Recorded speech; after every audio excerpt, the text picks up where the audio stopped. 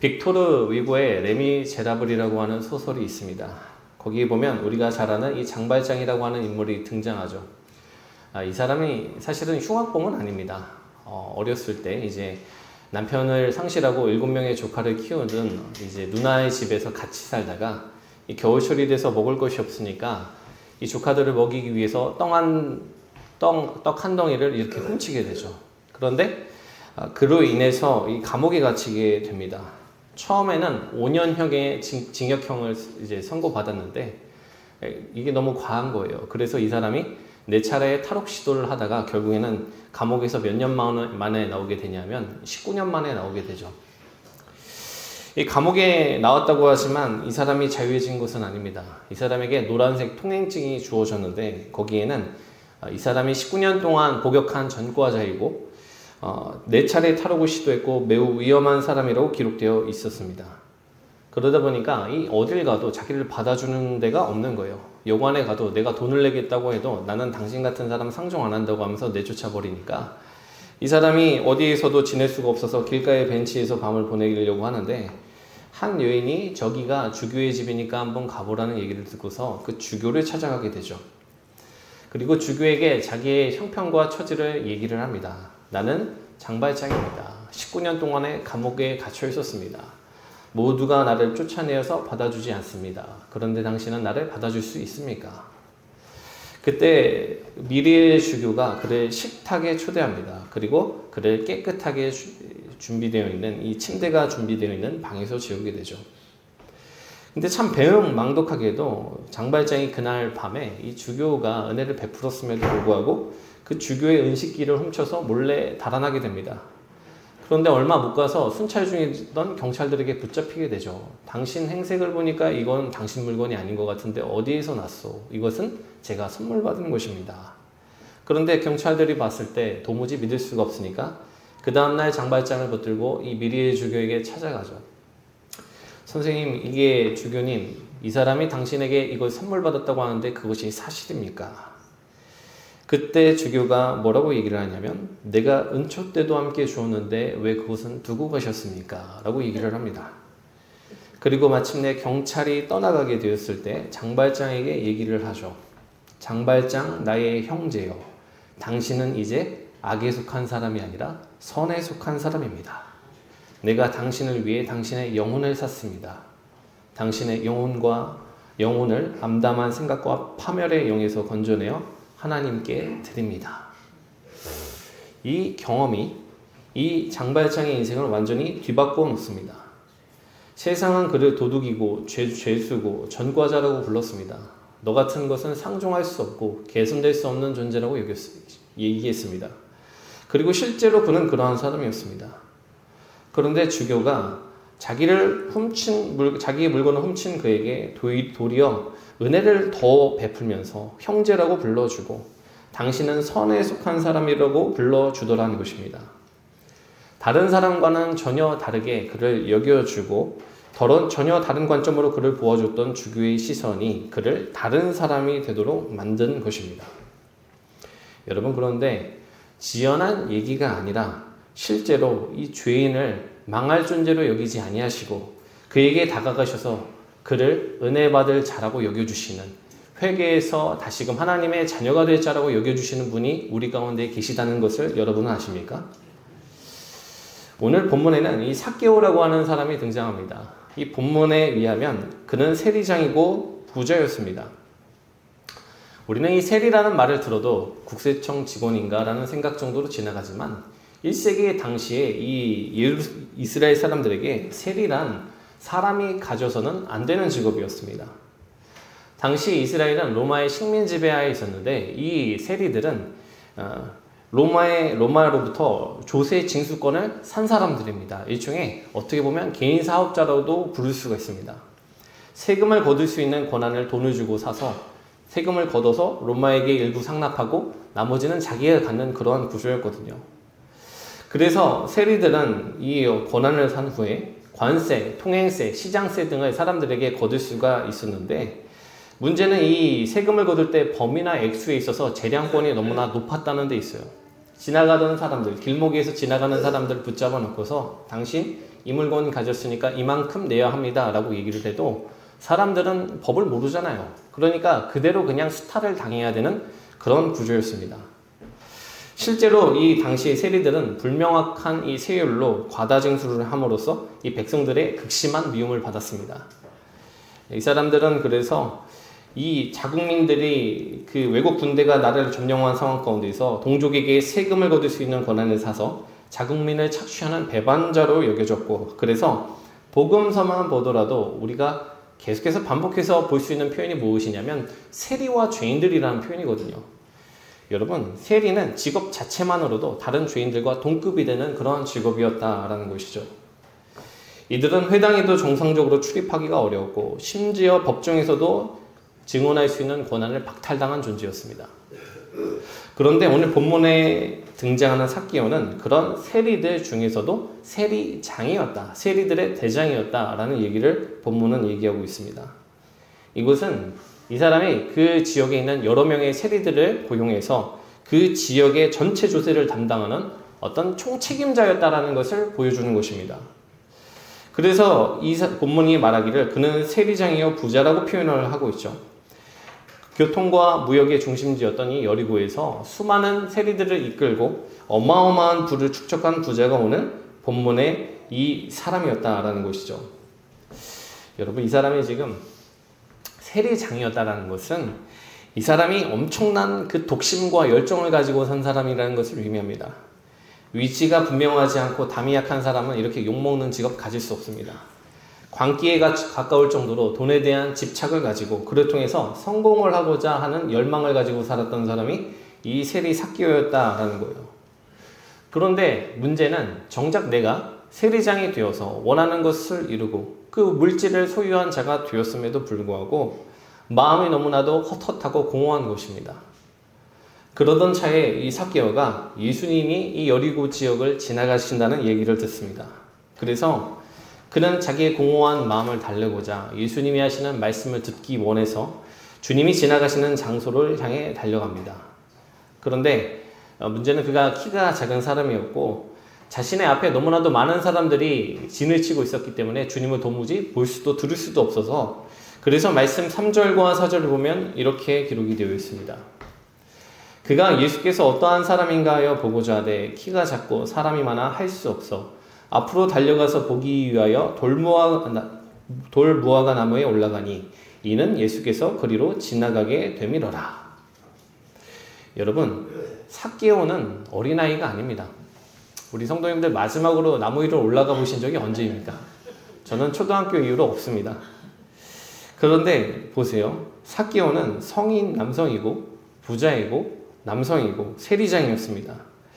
그는 자기의 명령을 따르는 사람들을 가진 사람이었고 여리고 사람들이 삭개오를 만났을 때 자기의 속내는 어떠하든지 간에 그의 앞에서는 고개를 숙여야 되는 사회적인 지위와 영향력을 가졌던 사람입니다. 그런데 그 삭개오가 지금 수많은 군중들이 지켜보는 앞에서 나무 위로 올라갔다는 것은 무엇을 얘기해 주는 거냐면 그의 안에 채울 수 없는 목마름과 영적인 갈망이 있었다는 것을 보여준다는 것이죠. 여러분, 사람이 떡으로만 살 수가 없습니다. 영적인 공급이 있어야 삽니다. 그래서 그는 어떻게든 주님을 통해서 자기의 갈급함을 채워보고자 했던 것입니다. 그런데 중요한 것은 그 다음입니다. 삭개오가 나무 위로 올라가면서 바랬던 것은 아마도 주님의 얼굴을 보고 주님의 음성 몇 문장이라도 한번 직접 들어보는 정도였을 것이었습니다. 근데 그 이상은 바라지 않았을 거예요. 왜냐하면 이 삭개오는 자타가 공인하는 죄인이고 예수님과 어울리기에는 너무나도 많은 죄를 지은 삶을 살았기 때문입니다. 그런데 오늘 말씀을 보니까 놀랍게도 삭개오가 올라간 나무 아래로 예수님이 다가오십니다. 단순히 지나가시다가 우연히 마주치신 것이 아닙니다. 삭개오가 있는 나무 아래에 오신 주님은 그를 쳐다보시면서 그가 전혀 예상치 못한 행동을 하시죠. 5절의 말씀입니다. 예수께서 그곳에 이르사 쳐다보시고 이르시되 삭개오야 속히 내려오라. 내가 오늘 내 집에 유하여야 하겠다 하시니. 여러분, 삭개오는 아직 주님에게 자신의 이름을 얘기해 주지 않았습니다. 그러나 예수님은 이미 그의 이름을 알고 계셨습니다. 더 나아가 주님은 그 마을에서 가장 경멸받고 있었던 죄인이었던 삭개오에게 내가 오늘 너희 집에 유하여야겠다고 말씀하십니다. 여러분, 오늘 본문에서 삭개오는 죄로 인해서 심각한 무너짐과 실패를 경험하고 있는 우리를 상징하는 사람입니다. 이 삭개오의 이름은 헬라어로 자카이오스라는 의미를 가지고 있는 자카이오스라는 단어인데, 이것은 위로운, 정결한이라는 뜻을 가지고 있습니다. 그러나 실제로 삭개오는 자기의 이름처럼 살고 있지 못했죠. 그는 정결해야 하고 위로운 삶을 살아야 했던 사람이지만 깊은 죄 가운데에서 이름과 어울리지 않는 인생을 살고 있었습니다. 그런데 이것은 우리 또한 마찬가지입니다. 성경에 의하면 우리는 하나님이 사랑으로 창조하신 그분의 피조물이고 그분의 백성입니다. 그런데 문제는 우리 또한 그분이 지어주신 목적과 어울리지 않게 하나님을 떠나 죄 가운데 살며 어둠 가운데 헤매이며 살고 있는 순간들이 있는 연약한 존재들이라는 거예요. 그런데 오늘 본문이 말하는 진리는 무엇인가? 이 무너진 인간을 향하여, 죄 가운데 깊은 헤매임을 경험하고 있는 인간을 향하여 하나님이 먼저 다가오신다는 거예요. 여러분, 우리가 보통 회심에 대해서 생각할 때 내가 어떻게 주님에게 돌아오게 되었는가를 얘기하게 될 때 내가 결심해서 내가 주님께로 돌아간 사건으로 그것을 이해합니다. 내 마음대로 살다가 어느 순간에 누군가가 했던 권면이 생각나서 내가 예배당에 가서 말씀을 듣다가 내가 회개해야겠다는 생각이 들어서 내가 돌이킨 사건으로 이해하는 것입니다. 그러나 성경은 인간의 구원에 대해서 그렇게 말하지 않습니다. 항상 하나님이 먼저 찾아오십니다. 항상 주님이 우리를 먼저 찾아오십니다. 오늘 본문에서 예수님은 삭개오가 회심하기 전에 이미 그의 이름을 알고 계셨습니다. 이것을 우리의 삶에 적용해서 표현해 볼까요? 주님은 우리가 회심하기 전부터, 우리가 주님께 잘못했다고 뉘우치기 전부터 저와 여러분의 이름을 알고 계셨습니다. 그분은 우리가 살아왔던 삶의 족적과 내가 처한 상황과 내가 지금 처해 있는 영적인 상태까지 전부 알고 계십니다. 그리고 주님은 알고 계시는 우리를 부르셨습니다.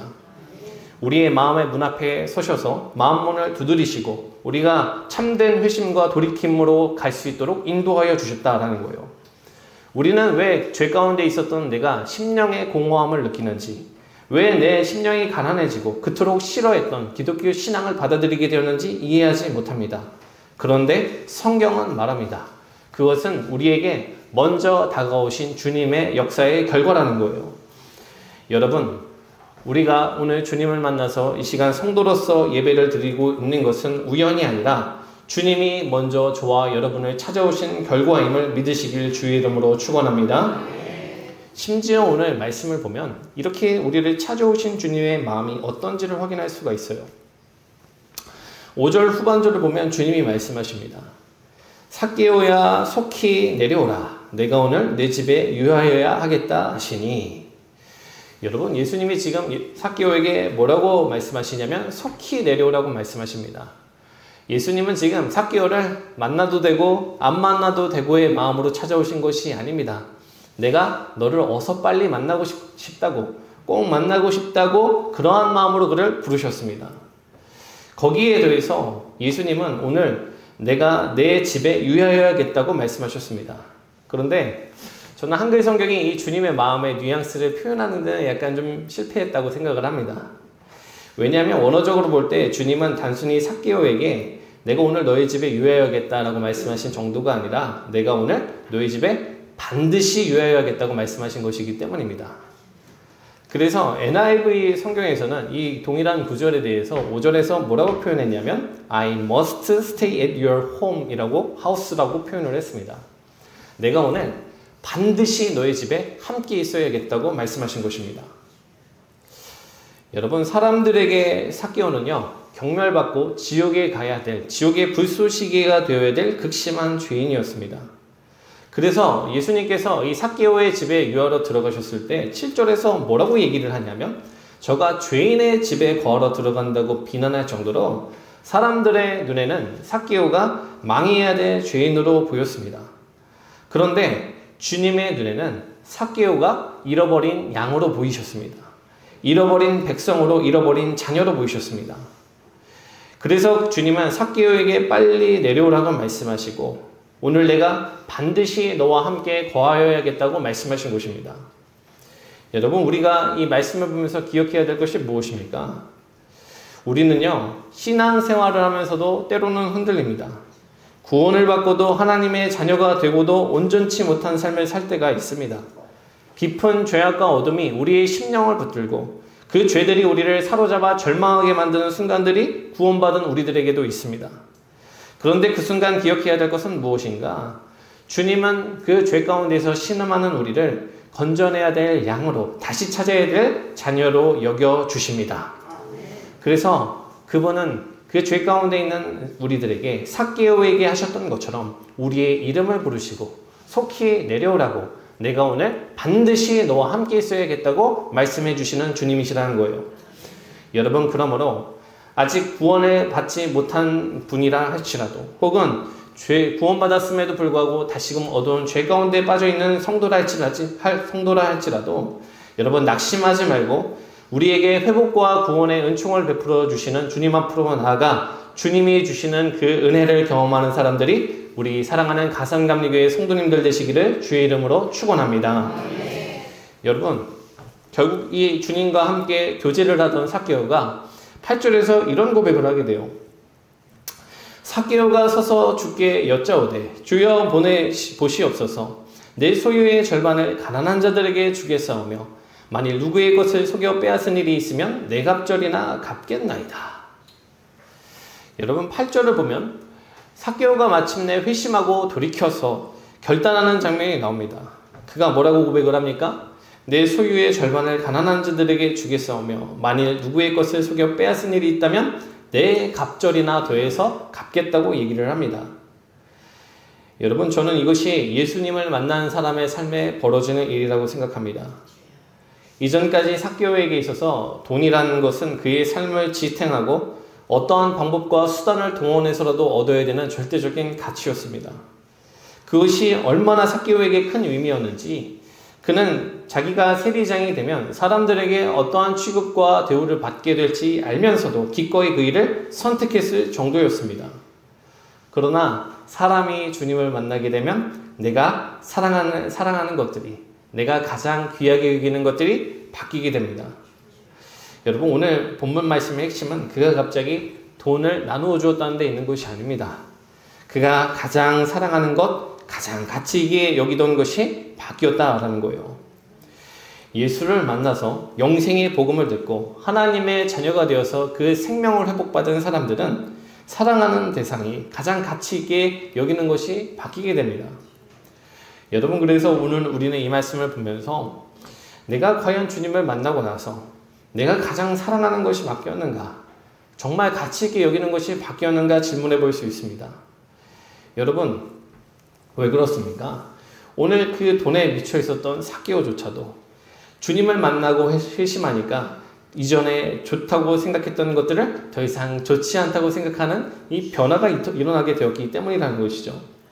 그래서 이 사도 바울도 빌립보서 3장을 읽다 보면 어떠한 얘기를 합니까?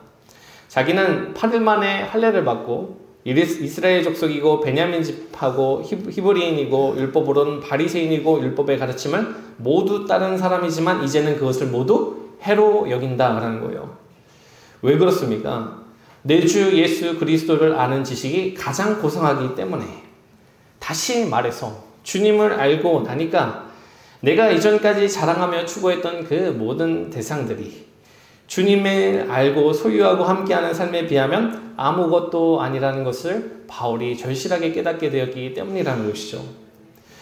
여러분, 결국에는 그러한 경험을 한 사람에 대해서 주님은 너가 구원을 받았다고, 구원이 이 사람의 집에 이르렀다고 말씀하시면서 삭개오의 이야기는 마무리가 되었다라는 것이죠.